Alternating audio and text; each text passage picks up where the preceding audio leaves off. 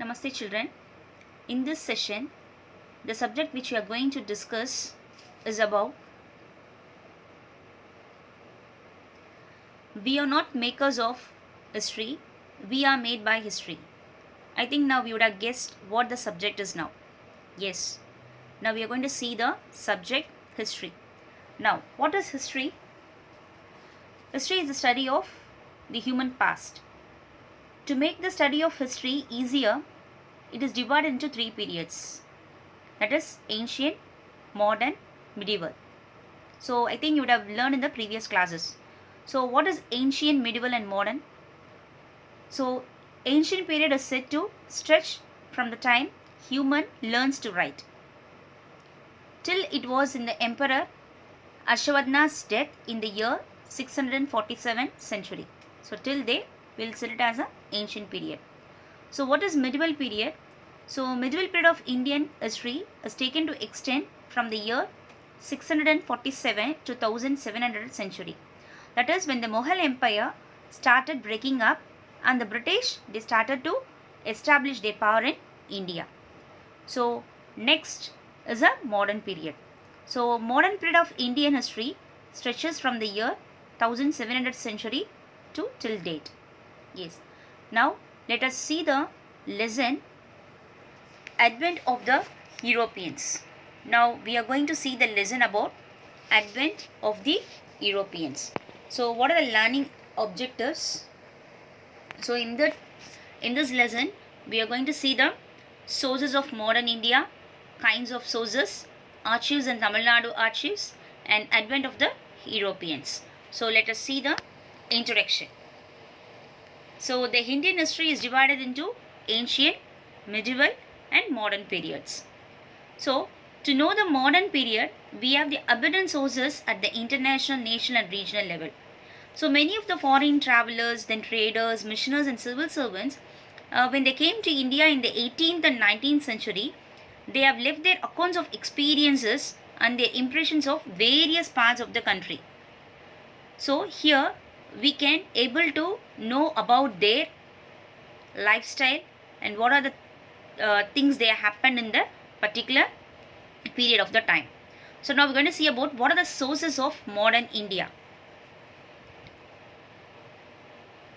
So the sources of the modern India help us to know the political, socio-economic and cultural developments in the country. That is, from the beginning, the Portuguese, the Dutch, French, the Danes and the English, they recorded their official transactions in India on the state papers. That is, they are well preserved records are available to know about their relationships in India. So the archives at Lisbon, Goa, Pondicherry and Madras were the literary storehouse of precious historical informations. So archives means the place where historical documents are preserved. That is meaning of archives. So now we are going to see about what are the kinds of sources. So we have the two kinds of sources. That is, one is a written sources and second one is a material sources. Now let us see what is the meaning of written sources. So after the invention of printing press, numerous books were published in different languages. So what happened now? The people they started to acquire the knowledge easily in the fields like art, literature, history and science. So now what happened? The Europeans they came to know about the immense wealth of India from the accounts of Marco Polo and similar sources whatever people have read it. So the wealth of India attracted the Europeans to this country. That is, this attracted the Europeans to enter into our country. So at that time, Anandarangam, he is a person who is a translator in Pondicherry. He assessed the French trade in India and he recorded all the events that took place in the French India, and his diary contains the daily events from the year 1736 to 1760. So they considered that it is one of the written secular record available during the period. And apart from this, we have other written sources like literature, travel accounts, diaries, autobiographies, then pamphlets, government documents and manuscripts. Okay, now let us again recall what we have seen so far. So we have seen the sources of modern India, right? So in the source of history of modern India, it helps us to know about our political, socio-economic and cultural developments in the country. And what are the kinds of sources? We have written sources and the material sources. So written sources in sense, that is with the invention of the printing press, the numerous books were published in different languages. So people, they started to acquire knowledge. And then what happened? The Europeans, they came to India to know, they came to know about the immense wealth of India from the accounts of Marco Polo and other similar sources. So the wealth of India attracted the Europeans to enter into our country. So, and we have the person Anandarangam, and he is also one of a translator in Pondicherry to assist the French trade in India. So he recorded the events that took place in the French India. So his diary contains the daily events from the year 1736 to 1760. So which was a only written secular record available during that period. So we can say other written sources like literatures, travel accounts, diaries, autobiographies, then pamphlets, then government documents and the manuscripts. Now we are going to see about what is the archives. So already I said archive is a place where historical documents are preserved. So the National Archives of India located in New Delhi. So it is a chief storehouse of the records of the government of India. So here we can see the image. National Archives of India, it is located in New Delhi. It is a chief storehouse of the records of the government of India. So it has main source of information for understanding the past administrative machinery, as well as it guide to the present and future generations related to all the matters. And we can say that it contains all the authentic evidences for knowing the political, social, economic, culture and scientific life and activities of the people of India, and it is one of the largest archives in Asia too. Next we are going to see about our Tamil Nadu archives. So in the image you can see our Tamil Nadu archives. So the Madras Record Office, only presently known as Tamil Nadu Archives, it is located in Chennai. So most of the records in Tamil Nadu archives are in English, and the collections include series of administrative records in Dutch, then Persian and Marathi. So few documents are in French, Portuguese and Tamil and Urdu. So the Tamil Nadu archives has, here they have the 1642 volumes of Dutch records which related to the Cochin and the Coromandel coast. So these records cover the period from the year 1657 to 1845.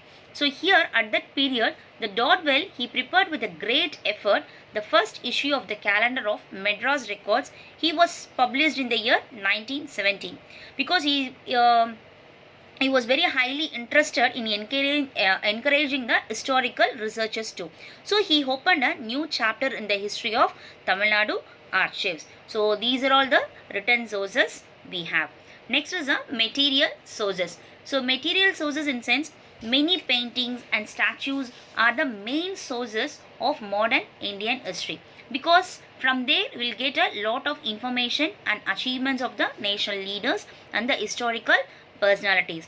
When you say the historical buildings like St. Francis Church at Cochin, St. Louis Fort at Pondicherry, St. George Fort in Madras, India Gate, Parliament House, these are the different styles of our Indian architecture. So in the image you can see about our India Gate, Parliament House and even the paintings and the George Fort in Madras. So other materials apart from these paintings and statues, we have the other materials of religious, cultural, historical values are collected and preserved, and it was kept in the museum. So we have the National Museum in Delhi, is the largest museum in India, which was established in the year 1949. The National Museum in Delhi is the largest museum in India, which was established in the year 1949. 49. So we can say that here coins are a good source to know about their administrative history. So the first coinage in modern India under the crown was issued in the year 1862. So the Reserve Bank of India was set up in the year 1935, and the first paper currency was issued in the year 1938, that is 5 rupee notes. So bearing the portrait of the King George VI. So these are the material sources. So again I'll repeat the material sources. So far we have seen the two kinds of sources.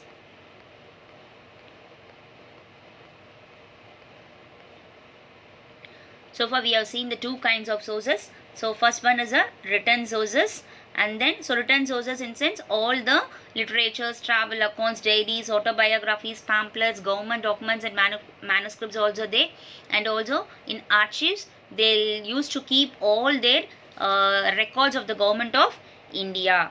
And then what are the Tamil Nadu archives? So the Madras Record Office, presently known as a Tamil Nadu Archives, it is located in Chennai, and most of the records in Tamil Nadu archives are in English, and we can see so many administrative records in Dutch, Persian and Marathi, and few documents in French, Portuguese, Tamil and Urdu.